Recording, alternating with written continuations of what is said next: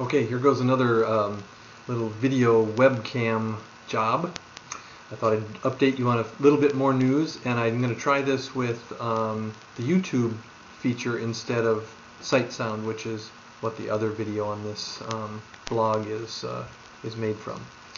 So number one, we have accepted our adoption of Katie officially after our pediatrician gave us the thumbs up on the health records.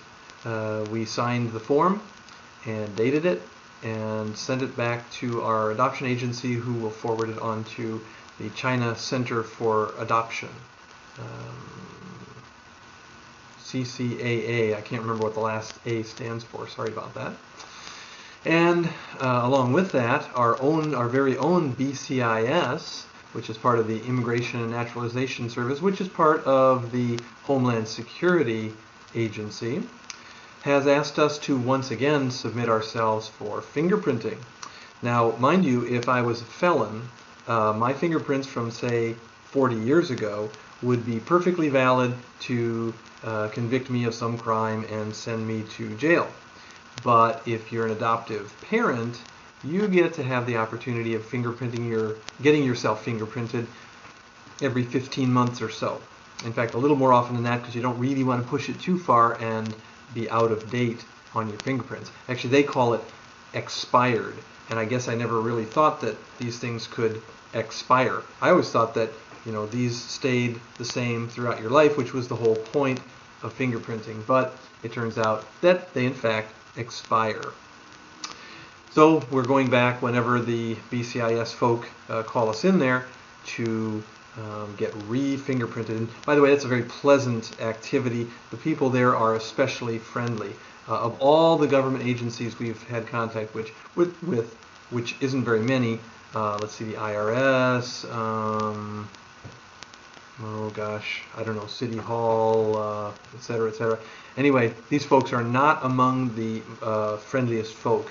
In fact, they kind of are in a tie with the Philadelphia airport personnel, who are some of the most unfriendly people I've ever met. But anyway, that's another story.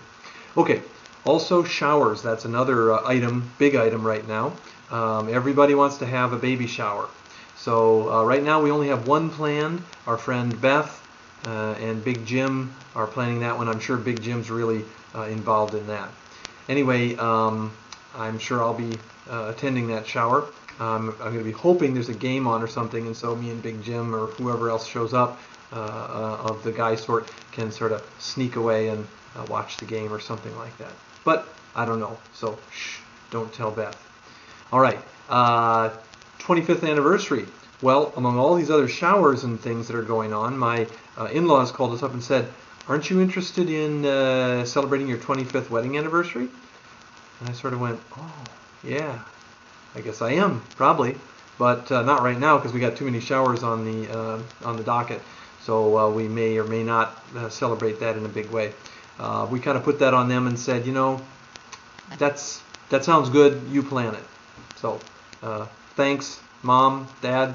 Thanks for planning that for us.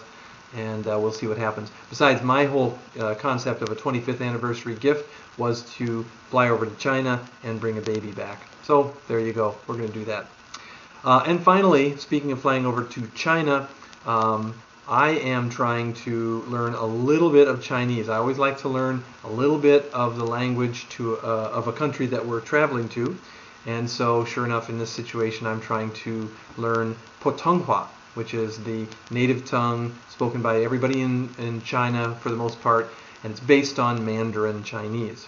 So I've got some little CDs here and some others, and I've got my iPod with several lessons. And there's a really cool website called ChinesePod.com, which has some really cool lessons. They give you kind of a lesson every day, which you can listen to on the iPod. You can go to their website and read some of the actual text, and there's some practice things that you can do as well. Have I done any of that stuff? Not really. I've listened to the podcast a couple times, and I've listened to these various CDs and things a few times, but by and large, not much. So, can I speak Mandarin Chinese? both way. I can't really. But I can say ni hao, hello, and I can say 再见, goodbye.